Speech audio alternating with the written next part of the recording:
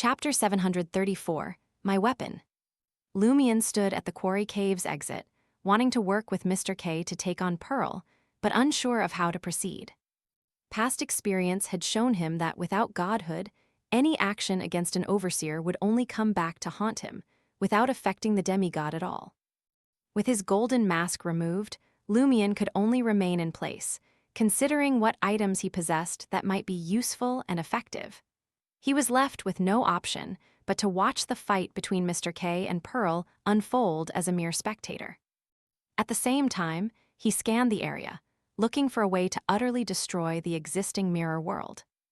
Anthony kept his posture and continued drawing on the blank painting album, which was missing a page. His current subject was to be Madam Magician. As he observed Mr. K's movements and listened to each slash, Lumion sensed a slight corruption creeping into his mind.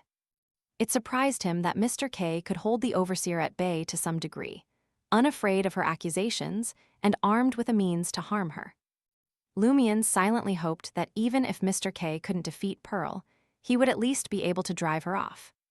Mustering strength from his waist and core, Mr. K swung his upper body as he descended, bringing the dark broadsword down on Overseer Pearl's head for the third time.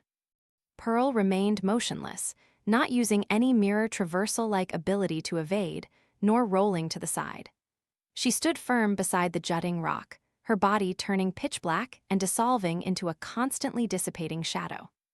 The dark, enigmatic broadsword plunged down abruptly, silently cleaving the shadows in two.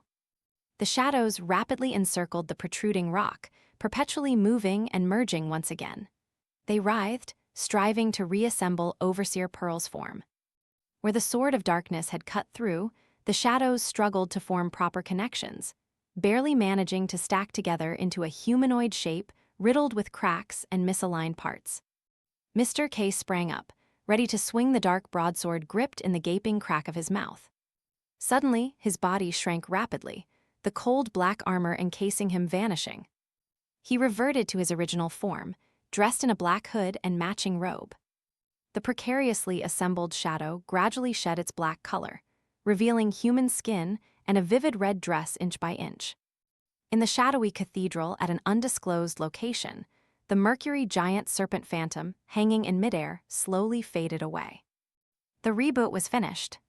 Perched on a black wooden armchair, Loki abruptly thinned and shrank, transforming into a paper figurine. The paper figurine and chair then crumbled, disintegrating into dust. Loki materialized in a far corner of the cathedral. Magician, appearing to still be airborne, quickly conjured an alternate self behind him. As Loki reached into the void to pull out an assistant, his jet-black eyes suddenly shifted to blue.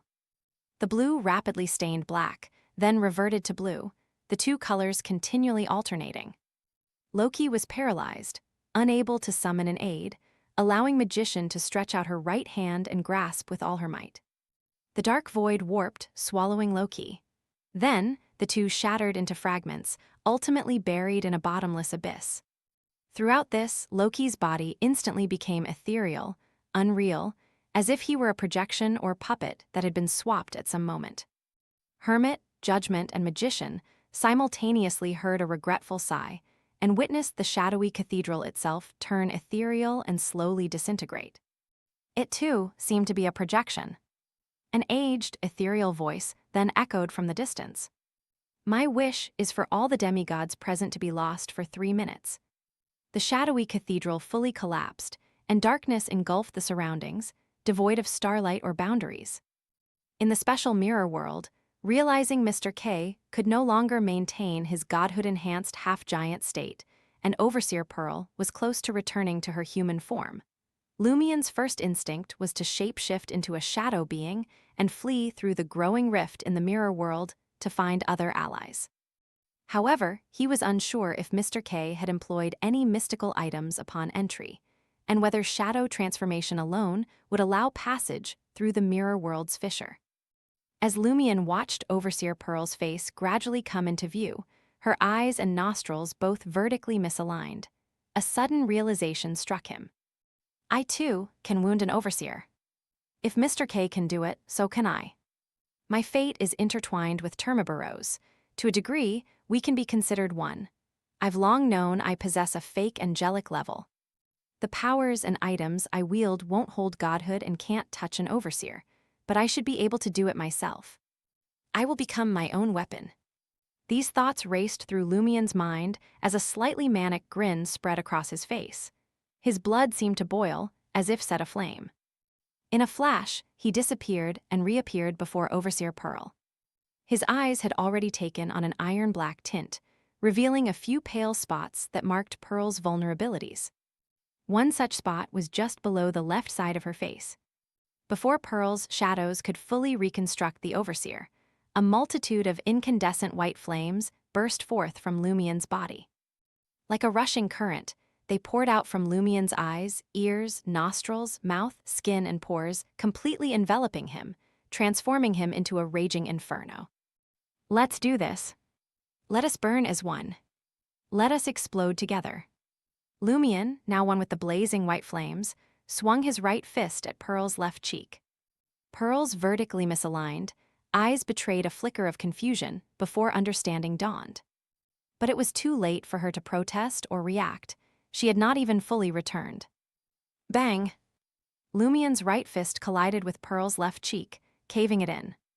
As he struck, a ghastly wound appeared on his own chest and abdomen, but it was quickly consumed by the blazing white flames. Pearl felt the pain, but it was not a mortal blow.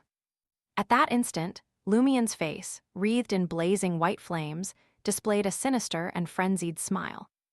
It actually works. I can truly use myself as a weapon to strike an overseer. Boom! He detonated his right arm, using the incandescent white flames he had pre-injected to make it explode. His right fist, propelled by a fierce, blazing white wave of flames, pierced Pearl's left cheek and penetrated her skull. Cull! Crack, the special mirror world, with its dark barrier and numerous cracks, let out a shattering sound. It rapidly disintegrated and fell apart. Lumien's head took an invisible blow, his skull caving in and teeth falling out. Deprived of his right arm, he was hurled through the air, his entire body wreathed in blazing white flames.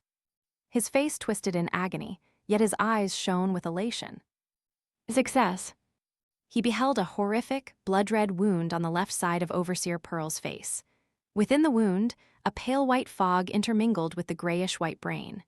The shattered fist had ripped it asunder and set it ablaze. As the blazing white flames faded, Overseer Pearl's remaining right eye dulled, and her body slowly crumpled. The cage imprisoning Franca and Jenna quickly disintegrated. Mr. K, observing this, nodded approvingly. Lumien is like me. The fighting style is quite alike. The only shortcoming is that he did not loudly praise the Lord during the final blow. At the same time, Lumien's head buzzed and he nearly blacked out.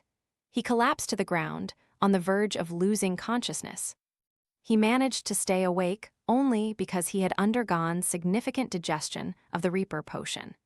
It felt as if he had completed another massive cull by the ancient tomb during the Dream Festival. Lumien was initially thrilled, but then he forced himself to stand, shocked and suspicious. He knew the digestion must have resulted from his culling of Overseer Pearl, but shouldn't a demigod suffice for him to fully digest the Reaper potion? Lumien extinguished the incandescent white flames burning within and without. With his left hand, he retrieved the healing agent and lye earring obtained from Jebus from his traveler's bag, all while examining Overseer Pearl's corpse.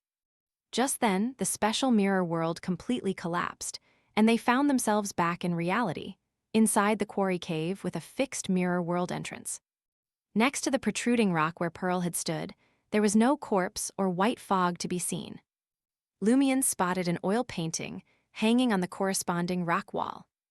The painting looked torn and ruined, but one could faintly discern that it had once portrayed a woman in a red dress. Pearl. We weren't facing the true Overseer, but a painted figure she created using a pixie pathway item. This oil painting grants the depicted demigod a short lifespan, but no freedom of movement. Is that why Pearl never budged and always took the attacks head-on? Amid his bewilderment, Lumien drank the healing agent Jebus had procured from the Great Mother's followers, to ensure he would survive past 6 a.m. At that moment, Pearl's smiling voice resonated from the depths of the shattered oil painting. I didn't anticipate my painting person failing. But no matter. What's important is that the vortex is about to manifest. It won't be long before you're officially consumed. Everyone will be caught up in it. Pearl's voice gradually faded into the depths of the oil painting, thwarting Mr. K's attempt to track her through teleportation.